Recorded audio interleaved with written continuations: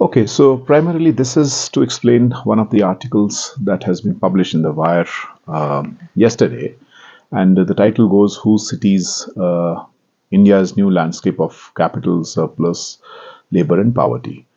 Actually, it's quite interesting to note that this article evolves from a very interesting discussion that took place in the University of Kashmir while we were organizing the the Urban Action School, where this whole idea of which has been dominating in the discourse that it's the informal labor that or informality that actually steers and guides the the way and the form in which employment is generated in India, that there's nothing called informality, and Marx was revisited in the sense that he has very emphatically stated in volume 1, where he has stated about the relative surplus labor.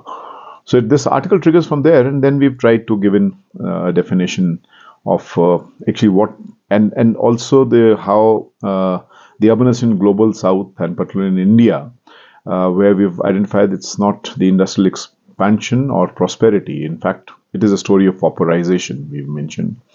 And cities are actually swelling, but not because of factories are hiring them, but because the countryside is actually expelling them. And this new urbanization is driven by desperation, we've argued, and rather than development, by the push of agrarian collapse and not the pull of industrial promise.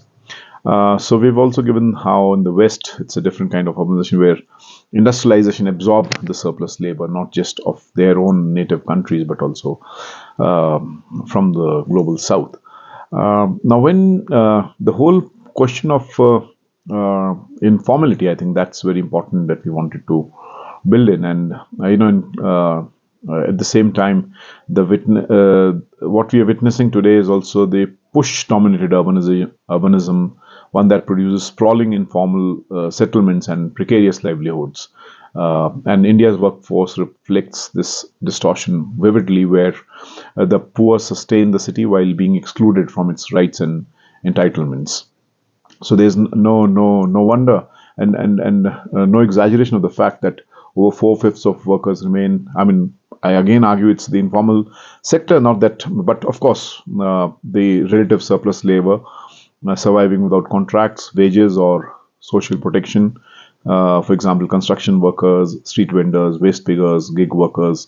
These are the people who build and run the city, kind of city makers, yet remain invisible to it. They are the permanent outsiders within. So that's how.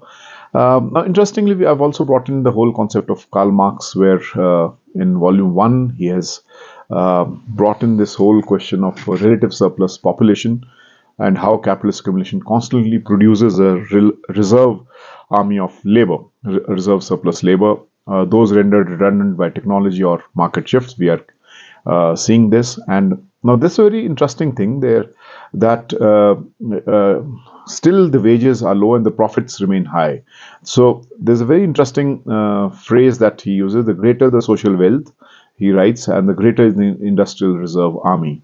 And this surplus labor is not by accident, but it is its life blood, and we can easily witness that. I don't have to mention here that.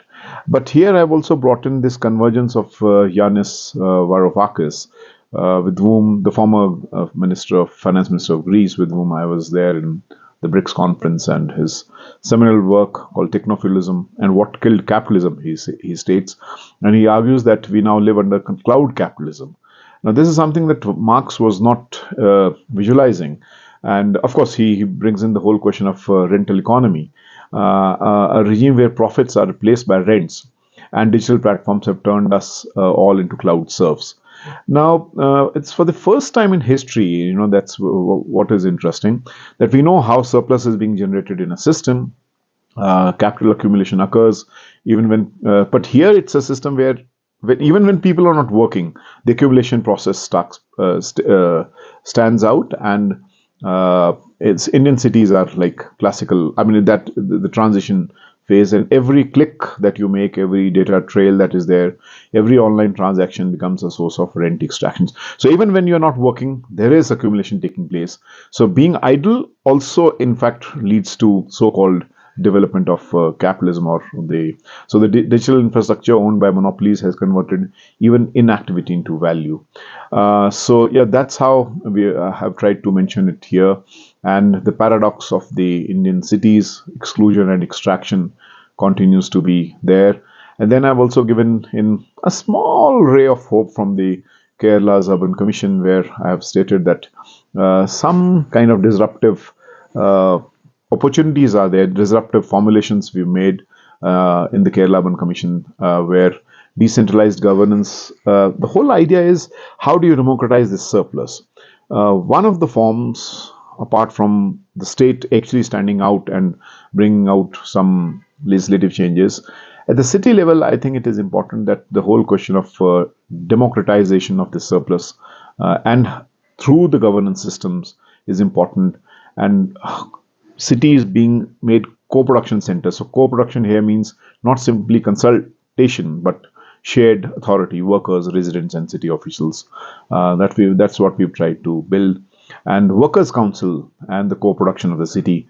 Why it is important that the whole concept of workers' council could be brought in, and why it is important that the city should be considered as a commons. And here I've tried to converge both Marx's surplus labor and Yanis's cloud capitalism to reveal a deeper truth that the modern city has become the prime site of capitalist extraction. We all know that, but it can also become the site of its resistance. So resistance for better civic amenities, resistance for better civic governance, resistance for better employment, decent employment. For details, one can go through this article which has been published in the Wire. Thank you so much.